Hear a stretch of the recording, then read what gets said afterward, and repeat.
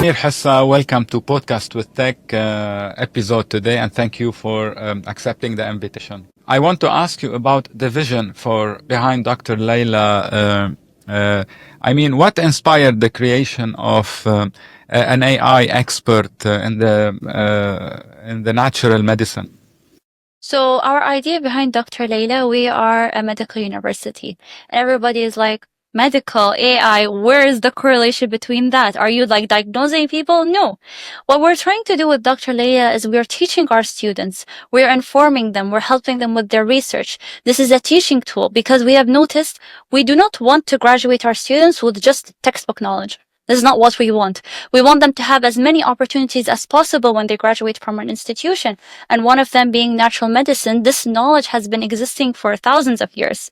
Might as well utilize it. And with AI, we're able to teach them in a more efficient way, more controlled way. And rather than develop and depend on a process that has too much information, go through research articles and stuff, we have created our database with Dr. Layla, and she is able to efficiently help our students with learning. Right. I want to ask you a very, for me, it's a nice question. Dr. Layla is always in the shadow. Yes. And you worked hard on, let me say, developing a lot of things for her and working on her image. Tell us a little bit about this and why she likes to be, she don't like to, she's always in the shadow. So she is in the shadow because she's a shy lady. She has been sitting in our greenhouse. Our greenhouse is the only greenhouse in the world that is specific to medicinal plants. So this greenhouse, she never really leaves the greenhouse. She is the manager there, but she is a little shy.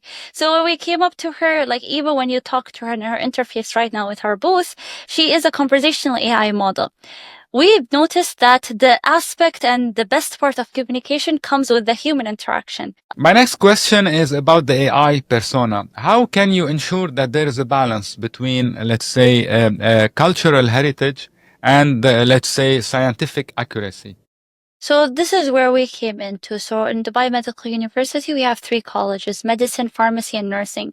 And with pharmacy, because, natural medicine Yes. is more dependent on pharmacy, we're doing systematic reviews and ensuring that all the information that is inputted inside Layla and outputted as words and speech and the information that she's passing on is scientifically accurate. Okay. So of course, we're not taking out the aspects of cultural heritage, especially now in so many countries. It's part of their culture. It's part of their tradition. We're not removing that aspect, but we are blending together modern medicine and natural medicine with one another so it coexists properly. What was the most surprising reactions from students, educators, when they were talking to Dr. Layla? They actually, specifically our faculty, they were so impressed because what we programmed her, again, she is not to replace medical staff, medical faculty, but we are here to teach the students. So like if you will ever try her, she will always give you the advice, but then she will tell you always consult with the healthcare provider.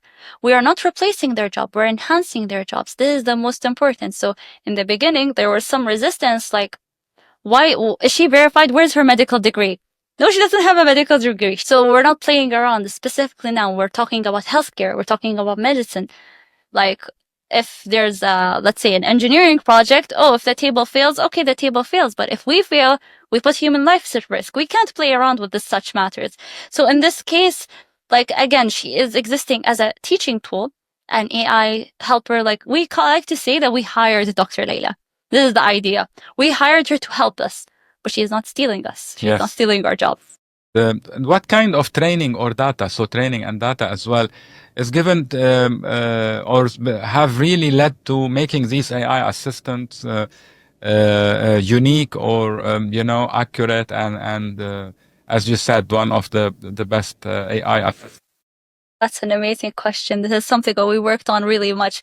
So we have established her database through medical research and medical journals. Of course, as I've mentioned, we're not taking out the element of modern medicine from this. This is still modern medicine.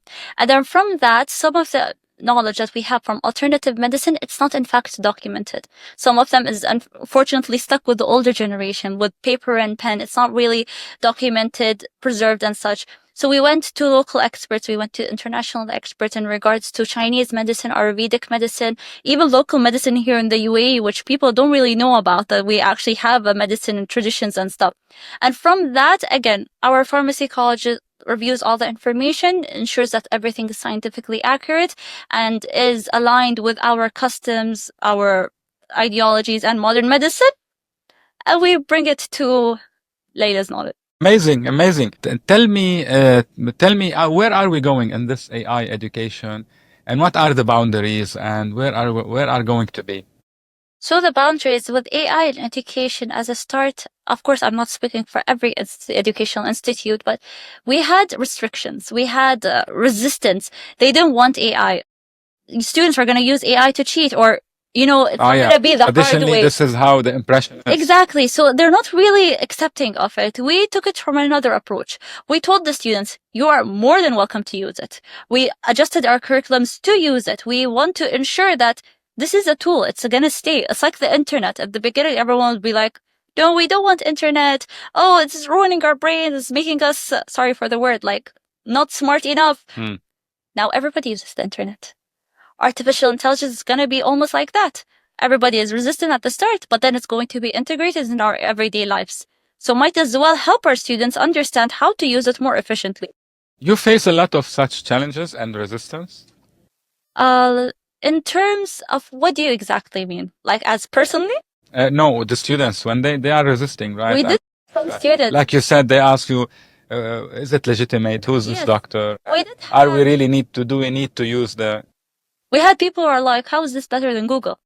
We'll tell you how it's better than Google. Google, if you would go like, as a brief example, what are the medical benefits of hibiscus? If you tell me, I'll be like, wait, I need to pick up my phone, check this. So do I. But if I was a normal person, I have no idea of medical knowledge, where am I going to get the information? But then every article will say something else. Here we have curated our data to give as much information as possible, or to give as much information as the user asks for. Okay. My last question. Of course. I want to listen to Engineer Hessa, the person, the human being, the ambition, the vision. I mean, you've been talking about Dr. Layla and you spoke a lot, and I need to know more about you. Tell us, what is your ambition? Where do you want to be? Do you have, is your ambition and connected with what you are doing with the project of Dr. Layla? Is it more broad? Tell us about you as well in 1 to 2 minutes. Of course. So artificial intelligence is one of my biggest passions. Back in my undergrads in 2017, I actually made research papers and everything in regards to artificial intelligence. Back then, it was just used for games or simulations, flight simulations, and all of that. It's not something that was like widely accepted like how it is now. So this comes from a place of passion, as well as Dubai Medical University being my family business. I am 3rd generation. The founder was my grandfather. This is my legacy. This is something that I want. I want to help our students. I want to give them more opportunities. I want to share with them my passion that I have for artificial intelligence and show them and the people this is possible. That we shouldn't limit ourselves. Like everybody who came to our booths these last 2 days are like, plants, medical, what are you guys doing with AI?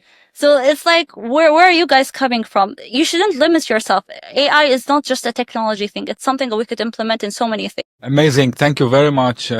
We conclude with the famous slogan or proverb of Sheikh Mohammed bin Rashid Al Maktoum. Said, impossible is possible. And in the race for excellence, there is no finish line.